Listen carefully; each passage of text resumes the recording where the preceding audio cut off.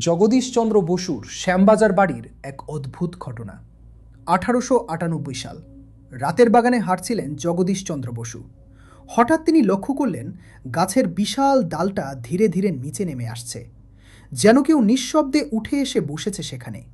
চারপাশে বাতাস নেই, কোনো শব্দ নেই, তবু ডালটা নড়ছে।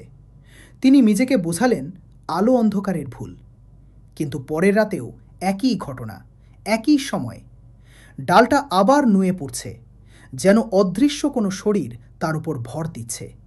এবার বসু গভীরভাবে ভাবলেন, এটা কি কাকতালীয়? তৃতীয় রাতে তিনি লাগালেন নিজের আবিষ্কার, ক্রেস্কোগ্রাফ। গাছের ক্ষুদ্রতম নড়াচড়াও যা ধরে ফেলতে পারে। যন্ত্র দেখালো, রাতে ঠিক ওই মুহূর্তে গাছের ভিতরে অস্বাভাবিক চাপ তৈরি হচ্ছে। একটা চাপ যা কোনো প্রাকৃতিক শক্তিতে হওয়া সম্ভব নয়, যেন গাছটা কাউকে বহন করছে। মালি একদিন ধীরে বলল, বাবু, এই গাছে আত্মা আসে।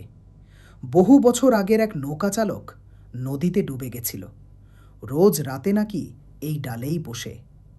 বসু হেসে বললেন, ভূতের সঙ্গে বিজ্ঞানের কি সম্পর্ক? কিন্তু তার ভিতরে প্রশ্ন জেগে উঠল। সেই রাতেই হঠাৎ গাছের পাতা জোরে দুলে উঠল। ডালটা আগের চেয়ে আরও নিচে নেমে গেল।